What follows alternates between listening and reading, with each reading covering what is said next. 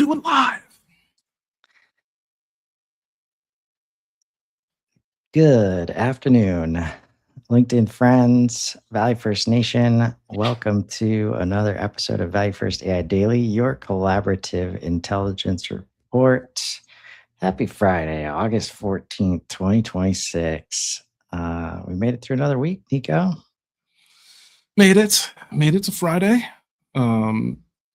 Yeah, and with quite a quite a bit going on, at least in the last 48, 72 hours. So excited to see our stories for today to see if any of it lines up. I know that my guys missed it, which I was pretty shocked about, but yeah, Well, not gonna spoil it for anybody yet, just in case.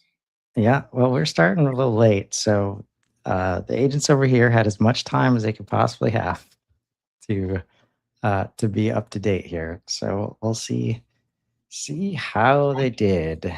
See what a rush looks like. Number 3. Yep. Anthropic is in talks to buy a chip optimization startup for about $6 billion. The target is an Israeli firm called Descartes, which also builds models for real time video and for the simulated worlds used to train robots and self driving systems. Its people would land inside the group that runs inference and performance. For an operator, the read is that the cost of serving a token has become a hardware problem at the frontier, and that cost is what sets your bill. Today's nothing has changed on the invoice, and they're still working to finish the deal. Man, my mind goes in one direction, actually, not too many different directions here. I mean, when we talk about the inner loop and all the cash that these companies have, it's like, oh, Anthropic just focusing on code, not doing multimodal anything. This company looks good. They're good at that. Yeah. All right, come on, guys. Like, all of a sudden, oh yeah, we're handling simulated worlds now too, which is basically all the way on the other side of like the visual, spectrum that people focus on. And I think this, like, the math works too. Since you figured out the code first, you're gonna be able to like bring that in versus just buying that and then like using any other way to like integrate it into your systems. I don't know. It just seems like, yeah, of course. I mean, to me, same thing. It, we saw the update. I don't know, I hope most people have seen it already. The update to Claude Design and the fact that it does animations now, right? So they clearly want to get into, I mean, clearly, because you wouldn't spend that kind of money to go in that direction, right? So they want to get into the maybe it's the motion graphics side of things, and they want to start getting into the video side of things. My biggest question is this: are those companies already using Anthropic as like infrastructure to what they do? So like, are they already using Claude Code in order to get done what they're getting done? The odds are probably pretty high that they are, right? So if that's the case, then it just raises the question to me in terms of like, all right, but what are you bringing to the table? Like, I mean, they're just going to buy them out, right? So I don't think that really adds anything outside of, per the article, I'm sure, outside of potentially making their costs lower, right, for them to develop what they are doing. So I don't know if it really, I suppose you could say like it'll end up being like built by built by Descartes, powered by Anthropic. I think they Right. want that. Like they really, really want that. They want everything that they touch to be powered by Anthropic, right? Yeah. And And I whatever think, they invest in, they always want more data. yeah, Like, and I'm just right. wondering, like, what are we get? Like, I get it, like real time video, right? To like build real time video models. Is that is that going to extend into like, I mean, that's what they do. So, and then for simulated worlds, right? So like that, I see this potential threat. Look, the whole thing is a threat, right? Like I was talking about this with somebody from a business group the other day, and it's a thing where if you're not watching the future, you're not going to understand why things are happening and going in the direction that they're going. So the one thing that like Claude can do really well now is it can connect to other 3D softwares and run scripts and stuff like that in order to build stuff in 3D in other applications. It's really not good at it. It's really very not good at it. Now, what's strange is that when you put it into the framework of we're making a video game, it starts to change a little bit. But again, if it's using the 3D application, it is complete dog shit. If it was doing it by code, though, it can do this, right? So to your point, yeah, it's now like, oh, cool. We don't even have to train on like how to do simulated stuff. We can just like, or we don't even have to figure it out for the model. We can just train off of your data, and now Claude's going to understand how to build simulated environments, right? Yep. That lends itself to like, okay, well, I guess like SaaS took a pretty big hit, right? I know that gaming took a fairly decent hit when it came to like models getting more advanced. I'm pretty sure gaming's going to take a massive hit now. Like if you see something like a video out, like this deal goes through, right, and then like 2 months, like this is what I was talking about when I said that like something's going to drop by inbound. Like we're going to see something new already, like by that time, which is crazy to me. But that's pretty much the rate that we're at, like every other month now, or Yeah. like I mean, we might get three new things today. Like, that's what I'm saying. right. Like I know we already got one yesterday, so we'll see. We'll see Yeah. what's happening. And then like, of course, almost always there's an acquire like involved here. And so like Mm, second line, it's people would land inside the group. Like any gaps in context related to the data is coming from those humans. And like I'm reminded of this every day. Like just on a client call. And it's like there's one human in the group that is just crushing it, like with AI. Not a developer though. So like the only like the experience is her own and she cannot transfer it to anybody else. And when like that's what's happening at a higher scale here, obviously.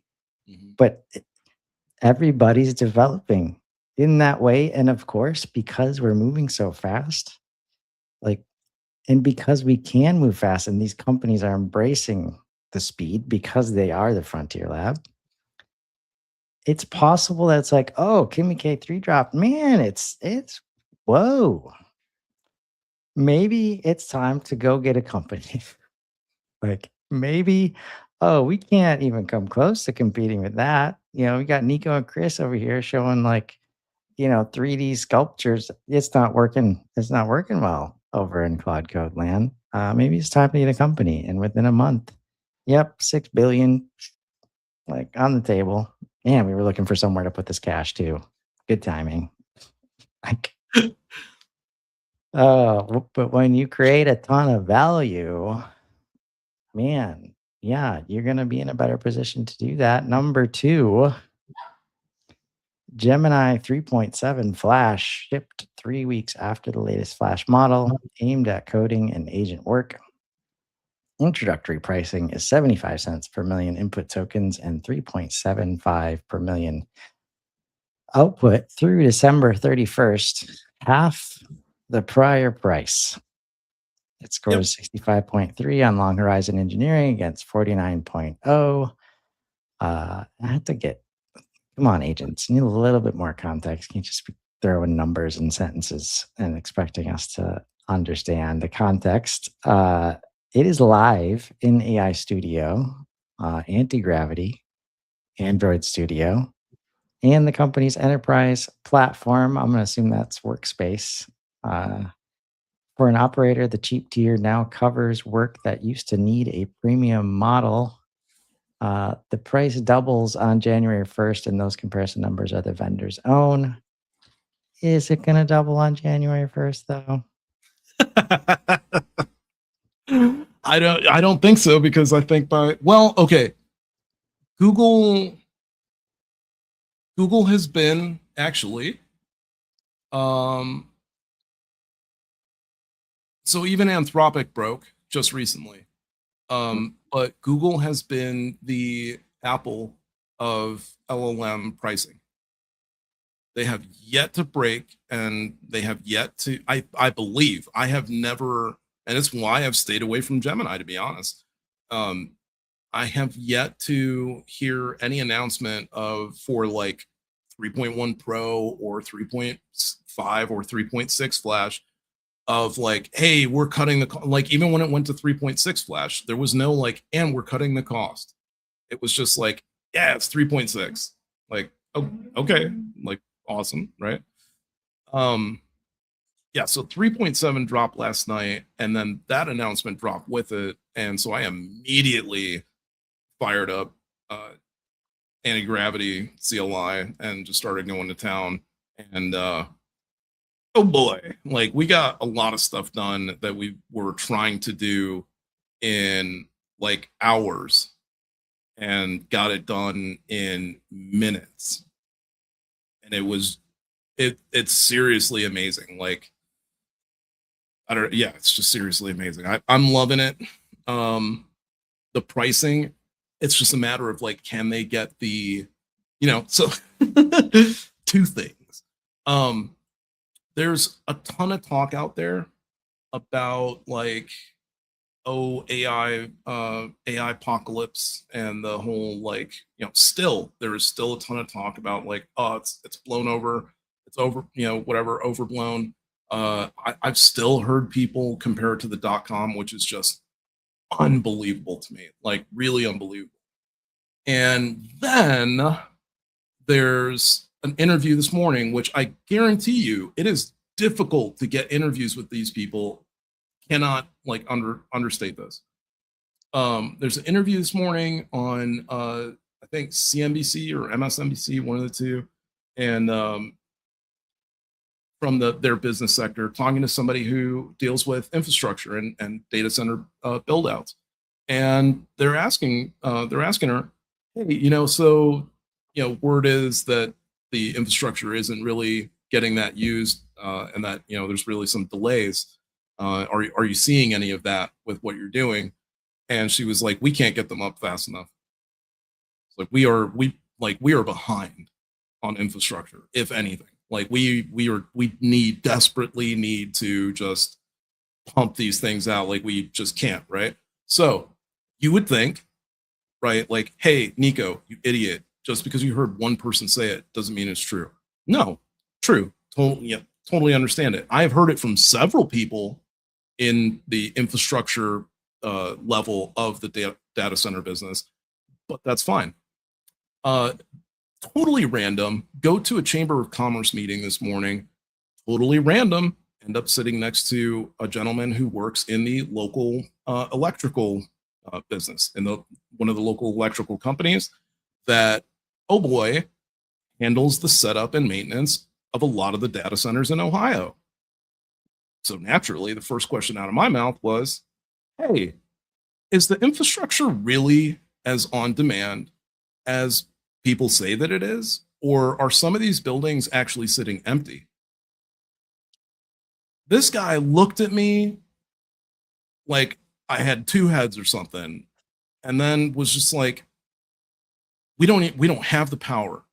He's like, we need the power. We don't have the power. He's like, if we could get more power, we would put up more data centers like immediately. He's like, this is all we do now. It's like, we like, it used to be like 60% residential and like 40% commercial. He's like, it is now like 75% commercial. He's like, this is almost everything that we do now. We hardly even pay attention to like new residential build outs and stuff. I was like, okay, so I think that it's real now. I think that yeah, the need behind this is legit, right? So and the more states, I got to tell you, it's fine for me, folks.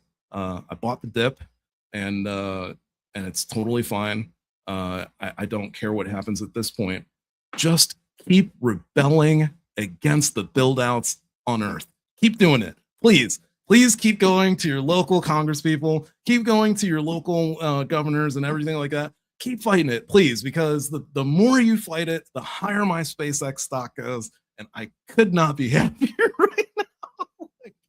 So yeah, I mean, for sure, we are going to need the infrastructure like no tomorrow. If Google can get it by the beginning of next year, yeah, that price will stay what it is, and everybody's going to have Christmas, right? At the same time, will anybody be using 3.7 by then, or will Haiku 5 be out by then? Right? Like that's the thing to me. Or like, we got, what does it say? Shipped 3 weeks after the last Flash model. You're telling me we're not going to get another Flash model before December? That's crazy talk. So Right. like, this almost doesn't even matter, right? Exactly. Like 4 months away, we're talking about pricing. Like, Yeah. come on. Like, I don't it's the know. easiest marketing ploy in the book. And like, sure. But like, yeah, it's whatever they can do to get you using the software. And like for them, it's gotta be like they have to manage the perception with the enterprises using, you know, and at least like, I don't know, pretend to care, like Right. costs. Uh and a lot of times it's just, oh, there's a discount. Cool. I don't even care how I don't even know what that discount means to us. But let's give it a whirl. Like Yep. so number one, DeepSeek open source the agent harness behind its newly released V4 Pro flagship. The license is MIT, and the tools, sandboxes, and interface are all swappable. 2 benchmark scores climbed, one from 72.1 to 87.9, and the other from 12.8 to 62.7. Yeah, I'm going to stop saying these out loud, agents, if you don't tell me which benchmarks they are. Uh, well, yeah, more numbers. Level of GLM 5.2 and behind Claude Opus 5 at 63. For an operator, that means near frontier tooling. You can run without a vendor contract. What is demonstrated today is a set of numbers the company published about itself, and API prices rise on August 16th, partly undoing a cut made in May.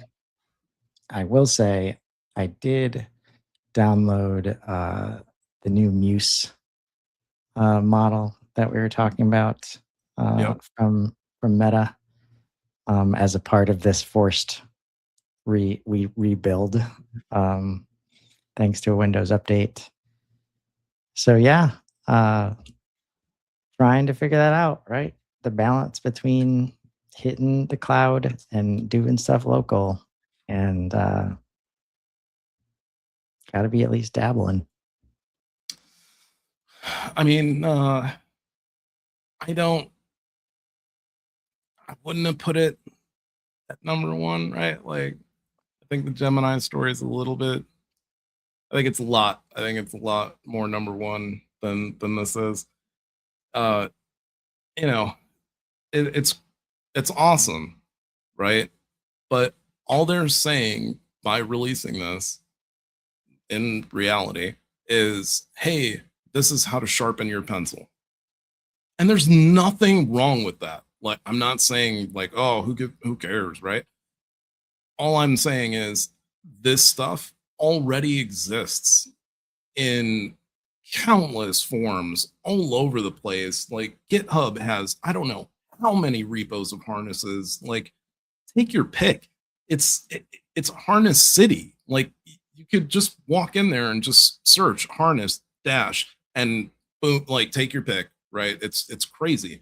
So um again, like this is really awesome, but DeepSeek just needs to keep making progress as best they can on their act on the model, um, and stop acting like harness engineering is a cool thing. And like, I mean, look, it's cool, it's useful. It's not like it isn't, but harness engineering is, I mean, for us, it's like forever old.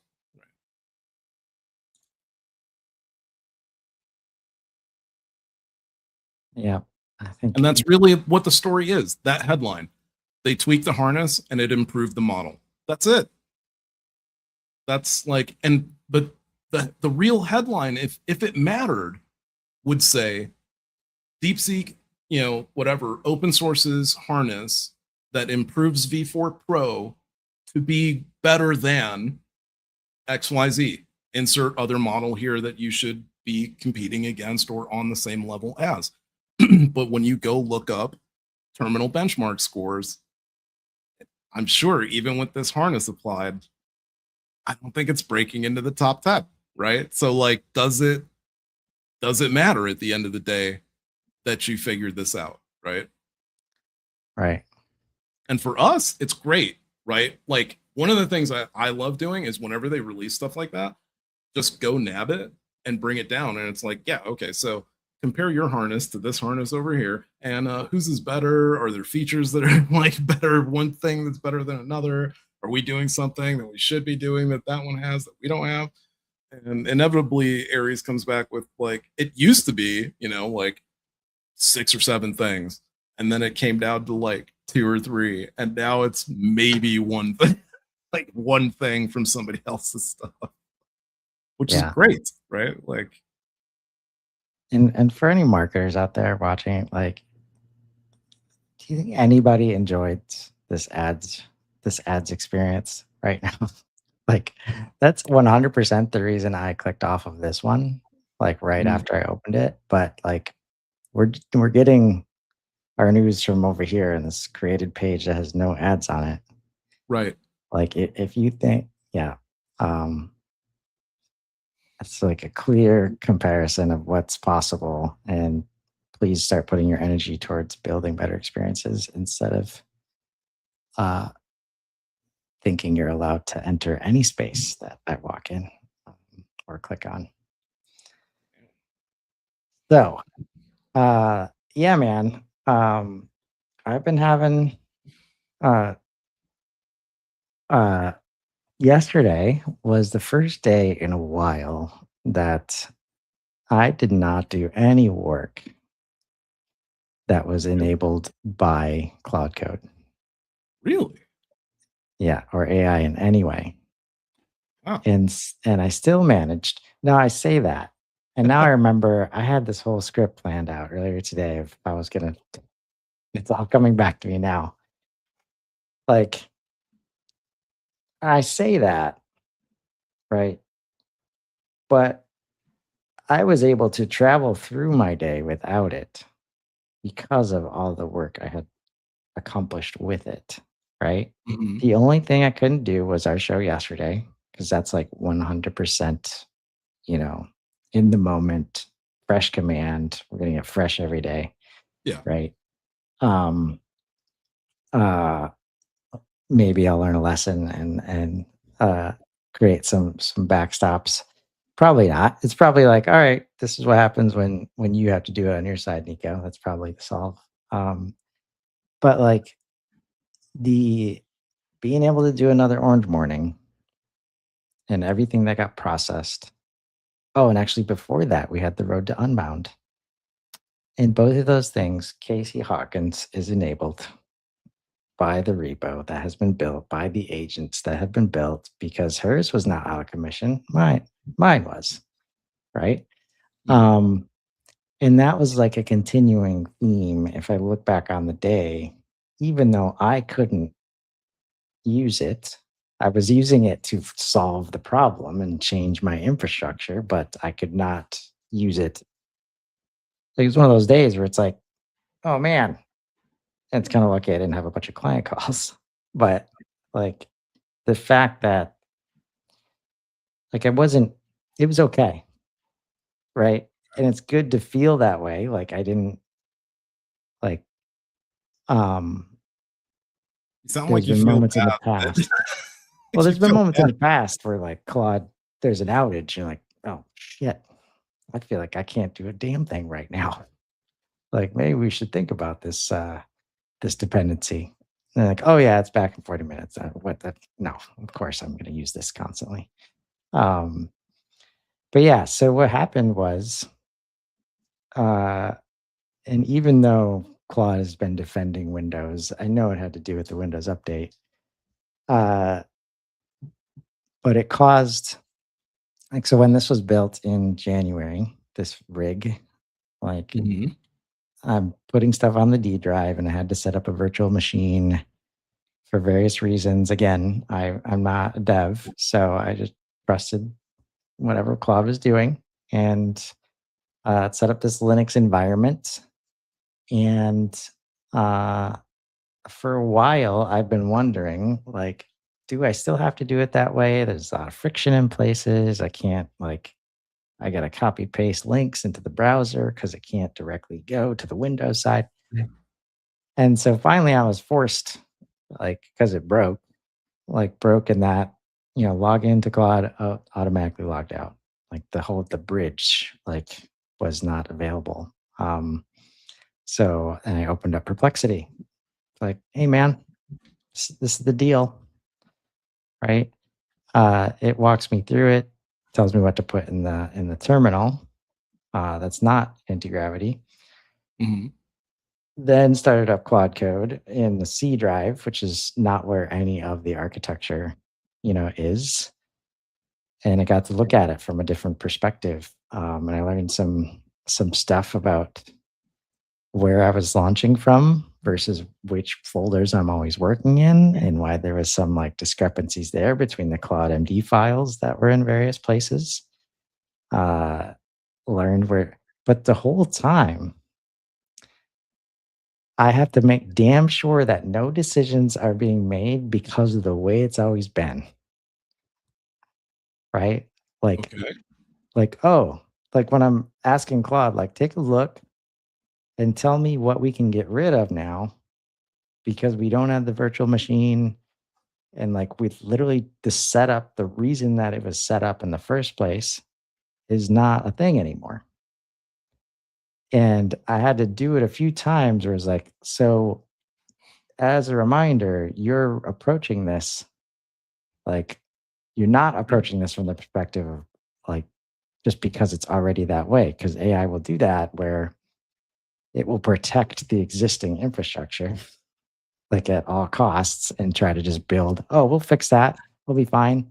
Or like, so it's either an efficiency like play, or it's like, oh, well, that's law. I mean, why else would these documents exist? Clearly, somebody made a very important decision on this random Tuesday that we're going to treat as like the letter of the law. So, uh, of course, like we're gonna build based on that. And then you're like, yeah, but that was again tied to this virtual machine thing that you said. It's like, oh yeah, right. We don't need that. Like that was a lot of the day yesterday. Yeah. And so restructuring, just learning a lot. Um, and because it impacted like, all of the hooks, like basically the path changed, right? Okay. So anything that was based on that path, which was like ahead of the D drive, Had to. it's like because the virtual machine gets mounted, so the beginning of the path is MNT, Mhm. and that's going away, right? So all the hooks, all a bunch of commands. Um, but again, it was probably a long time coming in terms of like the D drive, was built for the version one mono repo that had everything in it in single repo, back in January. Mhm. And now we're at main brain. Now we've got access to better local models. That was another thing. Um, like the virtual machine like caps at 48 gigabytes uh for like memory, and I have 96 on my machine, right? So I was like, all right. And that was another thing, like, no, but we made some decisions based on we only had 48. So go look at the local model landscape out there and tell me like what decisions are available now because we have 96 and Mhm. now it's spread across and we can do overflows and stuff that we couldn't do before. Again, I don't know what most of this stuff means. My job is to make sure that decisions are being made on what's actually current state Mhm. and not whatever the plans were before, right? Yeah. Which I think is it's like for me, it's the highest tier of learning for how to challenge these all-knowing, all-powerful, all-capable models in the right way, in a productive way, right? Because you can very easily just, oh, okay. I mean, if I would have wanted to speed through it, I probably wouldn't have tried as hard to change like some of these decisions that were made. It's just like let's just get back up and running. We'll look at it, and it probably would have set up the virtual machine again, right? Which Right. if Perplexity hadn't told me, it's like, oh yeah, that was back in the day when Claude had to be set up that way, but that's not true now. So here's your migration plan. Thanks, buddy.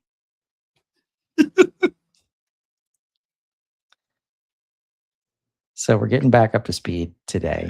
And again, the agents and the infrastructure makes it super easy to, come right back up to speed where, Is it realigning? yeah, Okay. yep. Like every, that's where so I have this messaging bus, right, in the repo where it highlighted the fact that that wasn't working as intended, but it's a messaging mechanism between the agents. And again, I might not even need that anymore because agents can send messages between sessions like built into the harness. I'm probably still going to keep it because it's pretty cool. But it was like I had to say I'm working through this triage process where it's like, all right, I use this command. Mhm. And then right after, it's like, what do you need to fix? Like, what just broke? Um, and there was another point where it's like they make so many decisions where it's like, oh man, we're just gonna set this over here because that's about to break everything. It's like, well, that's the only way we're gonna know what to fix, man. So guess what? You're gonna fix it right Gonna have after it breaks. So let's do it. And so it's like hooks and all of these things and again, I'm not a developer. I've right. built this stuff over 7 months. The chances I have 0 chance to go troubleshoot it myself and be like, "Oh, yeah, let's quarantine that stuff over there." It's simply like, "Oh, that command broke? Go ahead and check the rest of the commands. Oh, 22 of them? Oh, great. Just go ahead and like, you know, do all Whatever you're those, supposed to. like, sweep Yeah. them to fix that part because 'cause they're all gonna be broken." And then it's just like, iteration of that. So It's coming back, but the difference I have known, because what I was doing is I was trying to have the best of both worlds and launch from the D drive. And the main brain is in a subfolder of the D drive. So I was launching from the D drive Claude file Yeah. and then putting all my work recently into fixing the main brain Claude file. Okay. So now I'm launching directly from the main brain and I'm feeling all of that work immediately. Like surprise, right? So yeah, it's been a good learning experience. But again, it's this kind of thing like if Windows had broken like anything else not AI related, it's like that shit's probably staying down for like weeks, right? Like in the past. Or I like replace it something else. Let me get a different app. Uh so hopefully soon I'll be in a position to show the outcome here.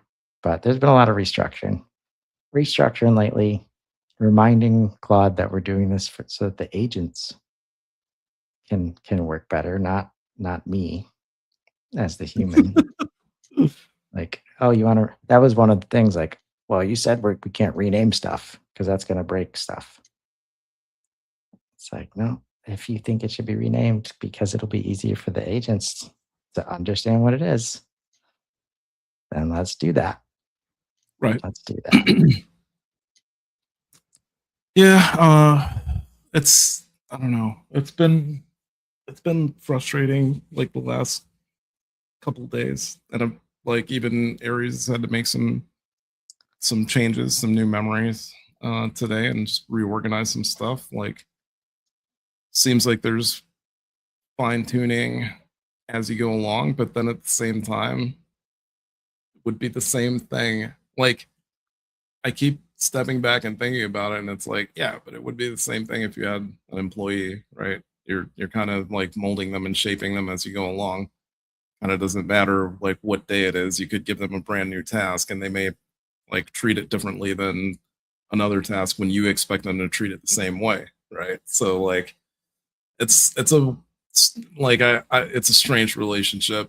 I don't know if you have the same thing where it's like just seem like taking everything a bit more literally the past week, and like taking suggestions as very hardcore rules, and that's been a little difficult to deal with.